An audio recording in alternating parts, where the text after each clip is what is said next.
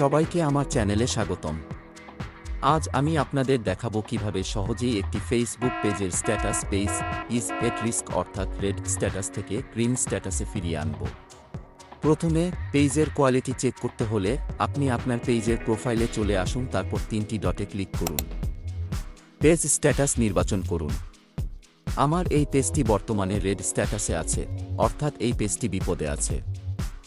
এই পেজটি community standards লঙ্ঘন করেছে এবং কমিউনিটি গাইডলাইনের কোনো অংশটি লঙ্ঘন হয়েছে সেটাও এখানে ফেসবুক উল্লেখ করে দিয়েছে। এখন আমি আপনাদের একটি এক্সটেনশন দেখাবো যা ফেসবুক পেজের রেড স্ট্যাটাস সমস্যার সমাধানের জন্য সঠিকভাবে আপিল জমা দিতে সাহায্য করবে এবং এটি সম্পূর্ণ ফ্রি।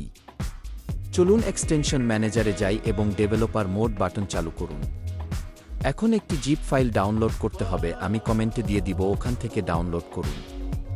এক্সটেনশনে যাওয়ার পর জিপ ফাইলটি খুলুন, ডান ক্লিক করুন এবং আনজিপ হিয়ার সিলেক্ট করুন। তারপর আপনার এক্সটেনশন ইনস্টল করতে শুরু করুন। মনে রাখবেন, এক্সটেনশন অ্যাক্সেস করার জন্য ডেভেলপার মোড এনাবল থাকতে হবে। এখন আপনি আনজিপ করা এক্সটেনশনটি শুধু ধরে টেনে এখানে আপলোড করে দিন। তারপর ডান দিকে স্ক্রিনে এক্সটেনশনের পেজ আইকনে ক্লিক করুন। পরবর্তী স্টেপগুলো গুরুত্বপূর্ণ, সুতরাং ভালোভাবে স্টেপগুলো ফলো করুন।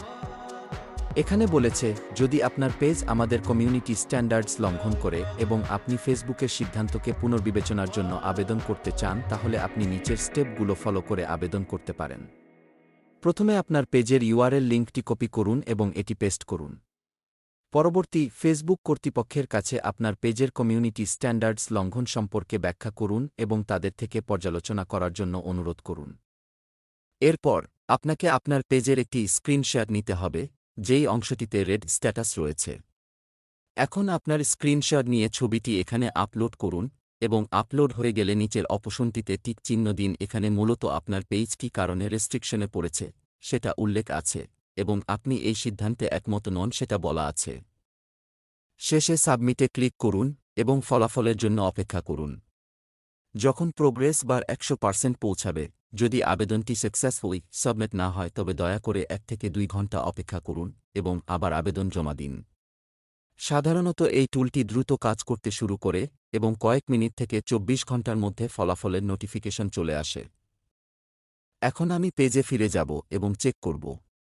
দেখুন, ফেসবুক থেকে নোটিফিকেশন এসেছে যে আবেদনটি অনুমোদিত হয়েছে। এরপর আমি পেজ কোয়ালিটিতে যাব। এখন পেজটি গ্রিন হয়ে গেছে এবং যেই পোস্টটি কমিউনিটি গাইডলাইন লঙ্ঘন করেছিল তা সরিয়ে নেওয়া হয়েছে। আশা করি সঠিকভাবে ভিডিওটি ফলো করলে আপনি আপনার পেজের সমস্যার সমাধান করতে পারবেন এবং যদি কোনো প্রশ্ন থাকে তাহলে অবশ্যই কমেন্ট করবেন। ধন্যবাদ সবাইকে। পরবর্তী ভিডিওতে দেখা হবে।